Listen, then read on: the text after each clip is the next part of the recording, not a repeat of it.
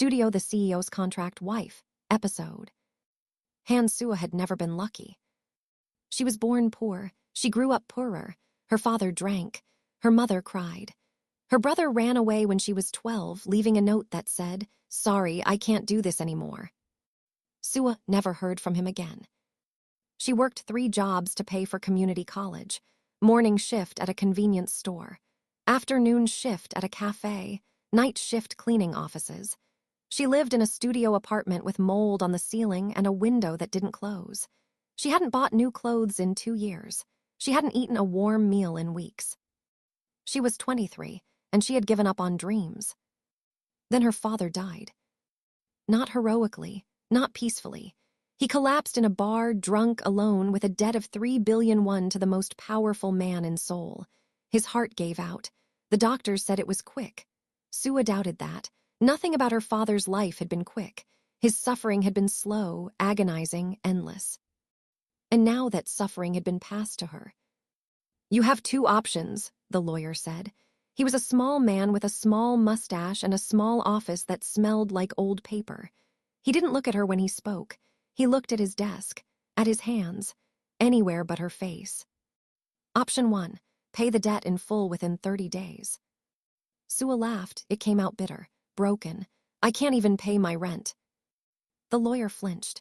Option 2, marry Kang Minhyuk. Sooah stopped laughing. "Who?" "Kang Minhyuk, CEO of Kang Industries, the man your father borrowed from, the man who now owns your debt." "You're telling me to marry a stranger." "I'm telling you that he's willing to cancel the entire debt in exchange for a 3-year contract marriage." Sooah stared at the lawyer. Her hands were shaking, her heart was pounding. What kind of person proposes marriage through a lawyer? The lawyer finally looked at her. His eyes were tired. The kind who doesn't like wasting time. Sooah signed the contract. Not because she wanted to. Because 3 billion won was 3 billion won. Because she had nothing left to lose. Because dying slowly in a moldy apartment wasn't better than dying quickly in a luxury penthouse. She read every page, every word, every small print clause. The marriage is a contract. Duration, 3 years. The wife will reside in the husband's residence. The wife will attend social events as required. The wife will not engage in any romantic or sexual relationships outside the marriage. The wife will not speak to the media.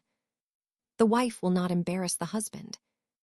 There was no clause about love, no clause about affection, no clause about him touching her or not touching her.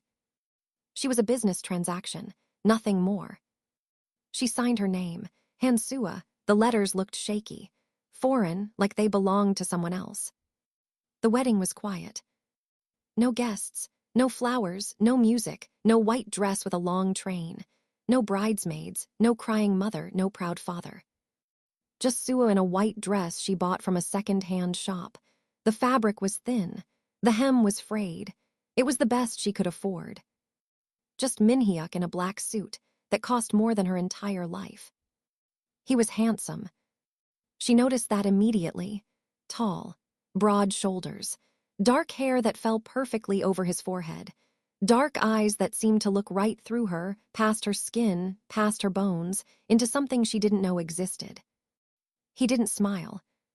The officiant spoke. Sooah didn't hear the words. She heard the rain tapping against the windows. She heard her own heartbeat. She heard the scratch of the pen as Minhyuk signed the marriage certificate. "I'm Kang Minhyuk," he said when it was over. "I know. This is a contract, nothing more. I know. You will live in my house. You will attend events with me. You will not embarrass me. And in exchange, your debt is canceled. After 3 years, you are free to leave." "What if I want to leave before 3 years?" Minhyuk's dark eyes flickered. Something passed through them. Anger, surprise, she couldn't tell. "Then you pay back the debt, with interest." Sooah nodded. She understood. She was not a wife. She was a prisoner with a release date.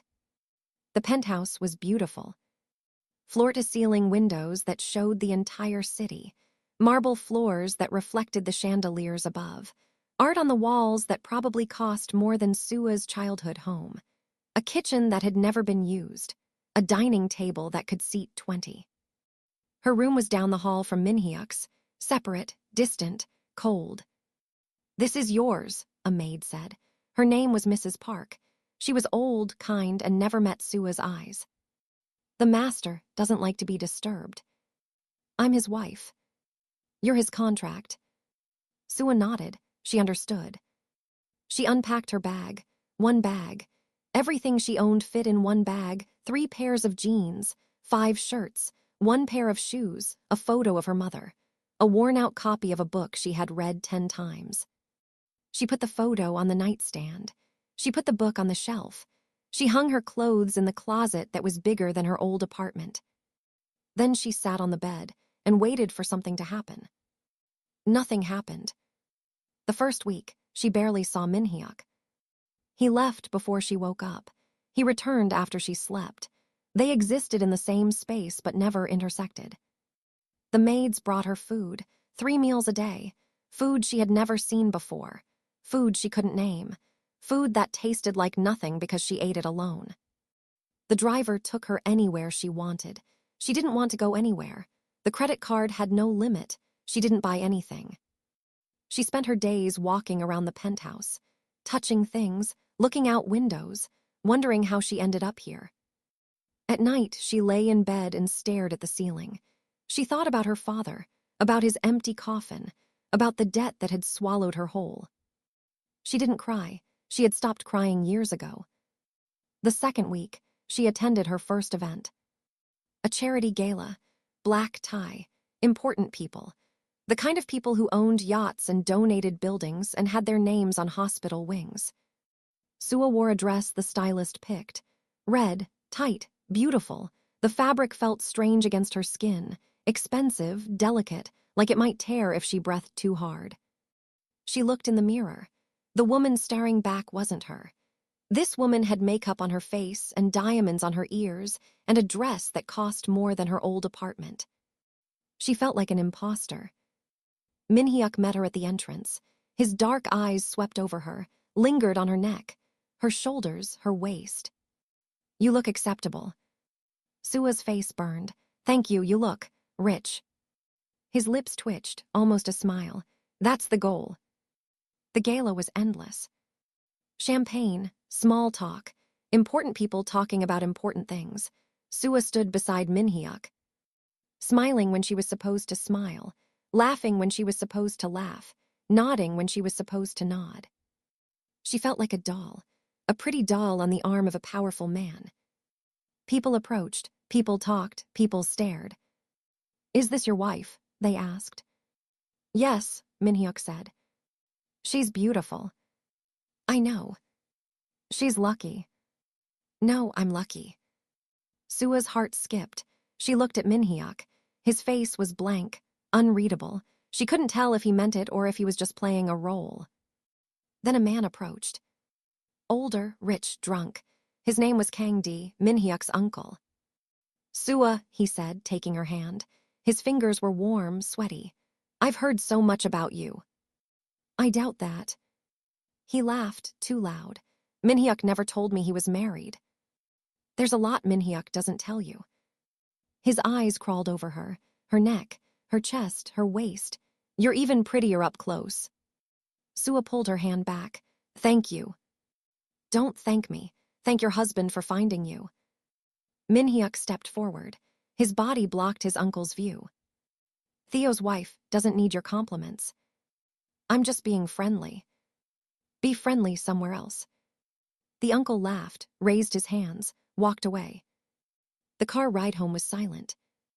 Minhyuk stared out the window. Sooah stared at her hands. "Thank you," she said. "For what?" "For getting me away from your uncle. He was creepy."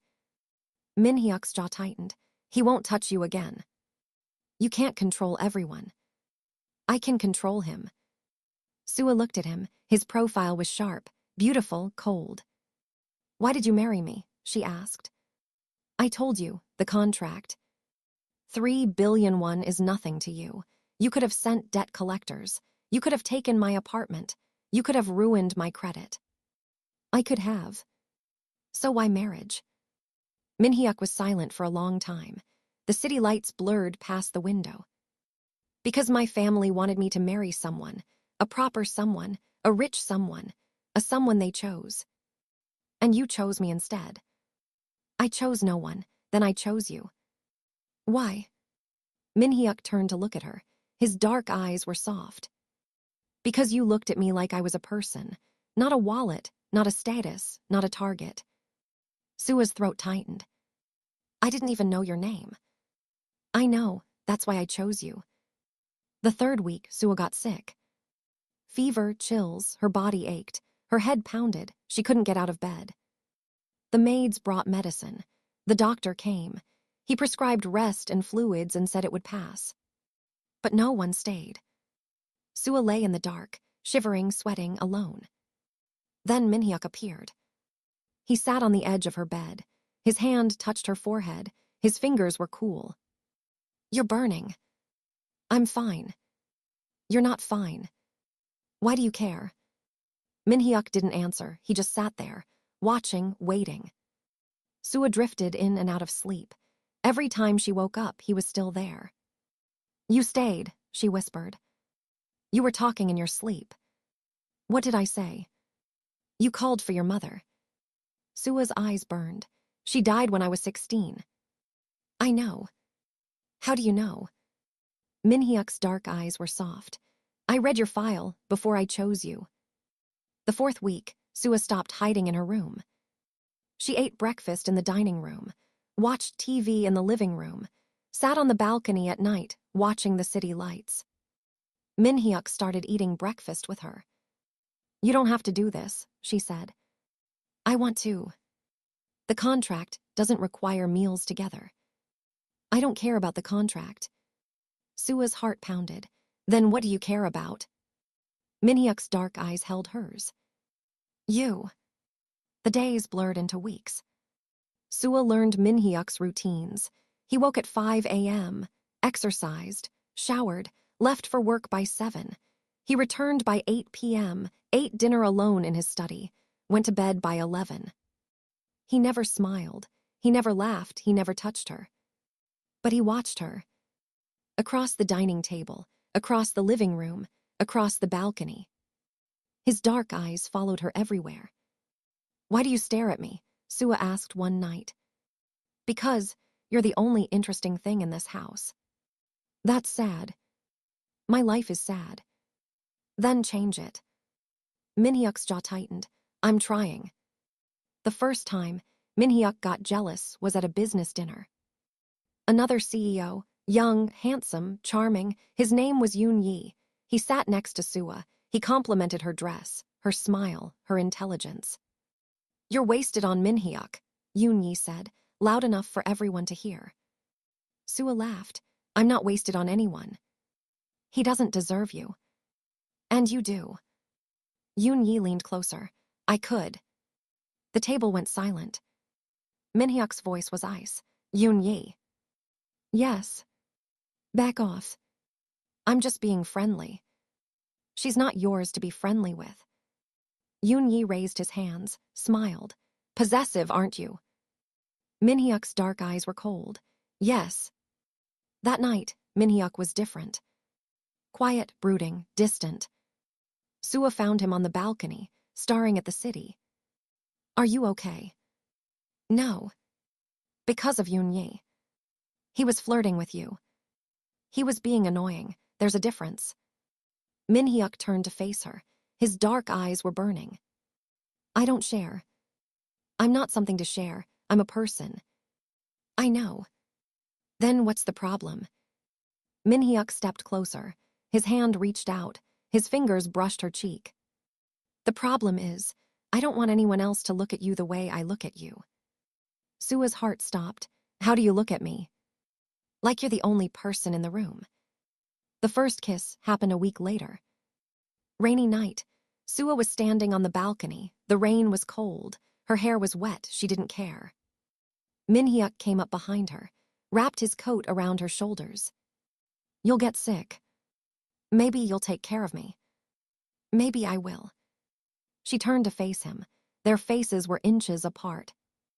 Minhyuk. Yeah. Why did you really marry me? He was silent for a moment. Then his hand reached up. His fingers brushed her cheek. Because I saw you, before the lawyer, before the contract. I saw you at your father's funeral. Sooah's heart stopped. You were alone. No family, no friends. Just you, standing in the rain, crying quietly so no one would hear. You were there. I was there. I was going to offer you a deal, a way to pay the debt. But when I saw you cry, I couldn't. Why not? Because you looked like you had never been held, and I wanted to be the one to hold you. Minhyuk kissed her. It was gentle, tender, nothing like she expected from a cold, contract-heaping CEO. His lips were soft, his hands were warm. He kissed like he was afraid she might disappear. When he pulled back, his dark eyes were wet. Stay, he whispered. I'm not going anywhere. After 3 years. Sooah touched his face. We'll figure it out. The second kiss was different. Harder, deeper, more desperate. Minhyuk's hand slid to her waist. Pulled her closer. Her back hit the glass door. Minhyuk. I've wanted this since the moment I saw you. You barely knew me. I knew enough. He kissed her neck, her collarbone, the spot behind her ear. Sooah's knees went weak. People will see, she whispered. Let them. The maids. Don't care. He picked her up, carried her to his bedroom. The night was long. Sooah lost track of time, of space, of everything except Minhyuk's hands, Minhyuk's lips, Minhyuk's voice whispering her name. He was gentle, then he wasn't, then he was gentle again. When it was over, they lay tangled in the sheets. Minhyuk traced his fingers over her skin. You're mine now, he whispered. Sooah smiled. I've been yours since the night you put your coat on my shoulders. You didn't show it. I was scared. Are you still scared? Sooah touched his face. No, I'm home. The next morning, Sooah woke up in Minhyuk's bed. Sunlight streamed through the curtains. Minhyuk was watching her. You're starring, she said. You're beautiful. I'm a mess. You're my mess. Sooah laughed. You're different in the morning. I'm different around you. Good different. Minhyuk pulled her closer. The best different. End of episode 1. Thank you for listening to the CEO's Contract Wife. Subscribe for episode 2.